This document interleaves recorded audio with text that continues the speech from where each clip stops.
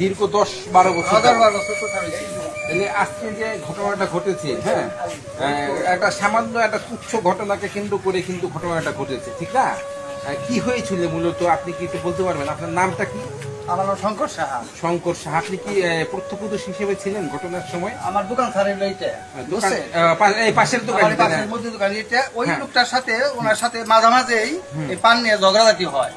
উনি কয় মাপ চাই, আমার পান না আমার কাছে নিয়ে নয়নতে পান নিয়ে, তবু উনি মাঝামাঝি খাই খালি উনি এই জায়গা থেকে পানটা ছাড় নিবো, কথা উচিত নিব।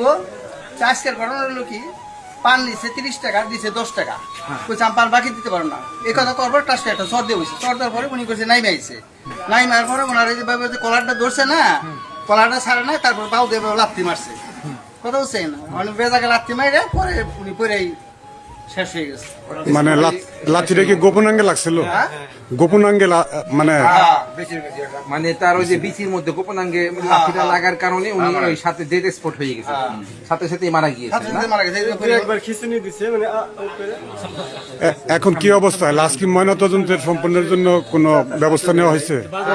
লাশ কি ময়নাতদন্ত হয়েছে?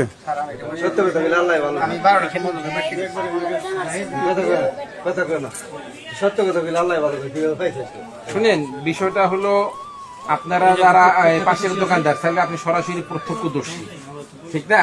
যখন এই ঘটনা লাথি মারছে উনি পড়ে গেছে, তখন কি আপনি আগে আসছিলেন? হ্যাঁ, ওরা দোষী সবাই মোল্লা মোল্লা ভাই সাইডে সাইডে সাইডে উনি ছাড়েই নেয়, সারেই না, আপনি ছাড়িত না, ওনার বহুত ই করা হয়েছিল। আচ্ছা, যে ঘটনাটা ঘটিয়েছে উনার বাড়ি কোথায়? দেশের বাড়ি রংপুর। না, উনি তো মারাই গেলেন, আর যে ব্যক্তি ঘটনাটা ঘটিয়েছেন উনার বাড়ি কোথায়? অর্থাৎ ইসামুল্লাহ এই এলাকায় কি মানে বাসা ভাড়া করে থাকে?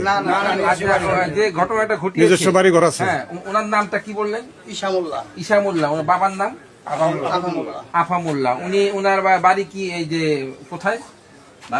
ভাকুম। ভাকুমের অধিবাসী উনি। উনি এই ঘটনাটা ঘটিয়েছেন, ঠিক না? আচ্ছা, ধন্যবাদ। আমি মোহাম্মদ শফিকুল ইসলাম বাদল, জাতীয় দৈনিক ৭১-এর বাংলাদেশ।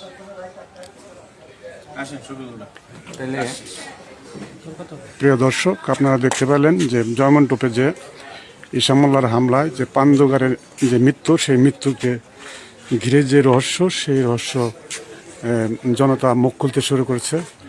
পরবর্তীতে আপনাদের সাথে সংযুক্ত হবে।